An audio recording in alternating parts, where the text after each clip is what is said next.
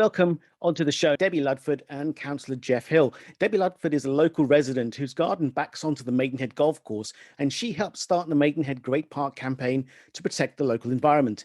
And Councillor Geoff Hil, the Borough First Independent councillor, who's been a councillor in Oldfield since 2011, which is where the golf club, Maidenhead Golf Club, and the proposal for the Maidenhead Great Park is situated. Debbie, Councillor Hil, welcome to the show. Good afternoon. So what's happening then and when? So we're asking people to come to a demonstration outside the town hall next Tuesday, the 14th December at 6:30 p.m. And what we're asking people to do is come along and show their support for our campaign, which is asking our councillors to reject the borough local plan when it comes to full council. And the reason for this is that we think that the borough local plan is environmentally damaging. What is the actual proposal in the local plan that you're unhappy with? The borough local plan is a plan that covers the entire borough of Windsor and Maidenhead and sites that are being put forward for development by property developers and by landowners to build housing between 2013 and 2035. I know we've advanced from 2013. The site, Maidenhead Golf Club, and the land south of Harvest Hill is scheduled for 2,600 homes. The difficulty we have with this, it's going to be a very, very high density development, and it's something that the residents universally are rejecting.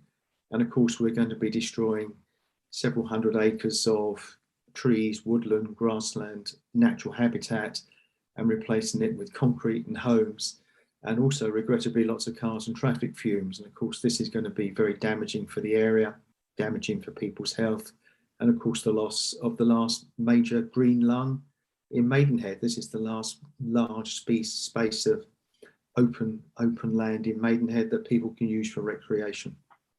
A very important point, which again is environmental and the impact on the living space for residents, particularly of Oldfield Wall, but also the walls that surround it, you know, the town centre, which is St Mary's, Bray, the ward of Bray next to us, and then Hurley into Walthams and spreading out into Cookham and First Platte and Cox Green, is the traffic impact. It doesn't take a genius to work out that Maidenhead is pretty choked with traffic, particularly at peak times. It comes to a standstill on the surrounding roads.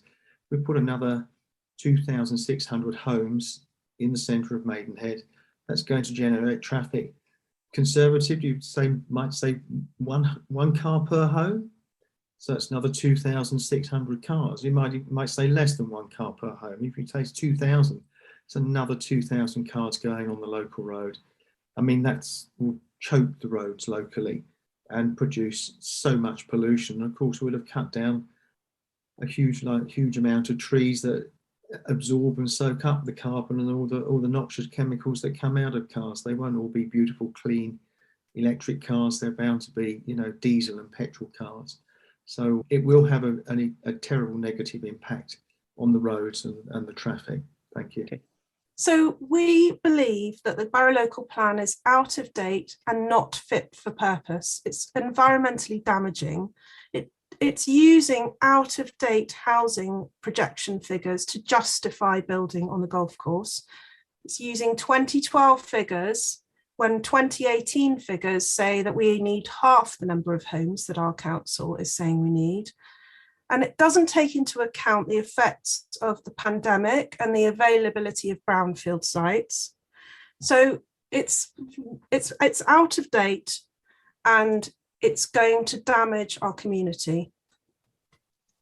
So are you saying that the borough local plan, as it's called, actually specifies that the golf club will be redeveloped?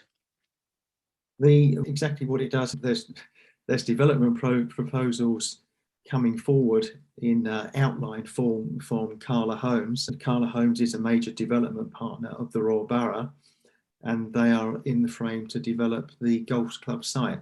And there is another property developer in the frame to develop the land south of Harvest Hill, which will have around 600 homes if these two sites are released in the Greenbelt, and that depends on the borough local plan being approved or not approved. Can you paint a picture of what the golf club looks like and what value it adds to your local environment and to local residents today? The golf course, Maidenhead Golf Course, is 132 acres of parkland. So there are trees. I estimate there's around 40% of the area is trees, woodlands. It's home to a variety of wildlife, and some of them threatened species, things like hedgehogs and bats and kites and kestrels, all sorts of woodland birds. It's a really important space, and it's owned by the people of Maidenhead, and it's vital that we protect it, because if going forward, it's going to be a really important part of our community's way of dealing with climate change. What's your proposal for the site? Debbie? At the moment, the site is obviously occupied by Maidenhead Golf Club, and they've been there for 125 years. They leaseholders for the council. The council actually bought the land in 1953 specifically to keep it green open space. And the golf club have been there, as I said, for 125 years, and they don't want to leave, but they have been pretty much forced to leave by the council, threats of CPO, compulsory purchase order. And so they've had to accept a deal from the council to leave the site by the end of 2025. So our vision for the site is the golf club have a lease until 2039. At the moment, we believe they're protecting the site and paying a lease to our council. But what we'd like to see is that space protected and staying green, so that future generations have the opportunity to use that space in whichever way they see fit. And that could be as a great park. In the short term, by keeping it green, we've still got our green lung, we've still got all our woodlands. I estimate that 40% of the golf club site is woodland. So it's not just grass. I think that's really important to make the point that our council has declared a climate emergency. They've published an environment and climate strategy, and in it they acknowledge the importance of green space and protection of biodiversity, and to support our community in the face of climate change. So it's very confusing to residents like me to see that on the one hand the council is talking about ways that our community can respond to climate change and protect itself, and at the same time it's trying to build on our green space. It's really important for biodiversity, and the science tells us that climate change is happening, and we know that we need to use our green space to protect our communities. So that's protecting biodiversity, providing amenity, providing trees, shade, water storage, carbon sequestering, all these things we know, and our children are being taught this in their schools. The golf course is vital for our community. And we know from what's coming down the line with climate change that green space is going to become ever more important for our community. Our children are learning in school how important green space is for their community, for amenity, for tree planting, for shade, for biodiversity, for water storage, carbon sequestering, all these things that are vital, yet our council is ignoring the fact that this is what children are learning in school right now. That green space is vital to protect our communities going forward. So our vision for the site is that it stays green, it continues to do its work that it's doing for us now as a community, and in time it could do even more. It's ironic, really, isn't it, that it was in 1953 that our council recognised the importance of open green space for the community. And here we are in 2021, all the science and all the knowledge that we have of what we need to do to protect our communities, and our council is still trying to sell this site, sell away our land, our green space for profit. It's not really what you expect, duplicity from politicians or from councils, is it? Never.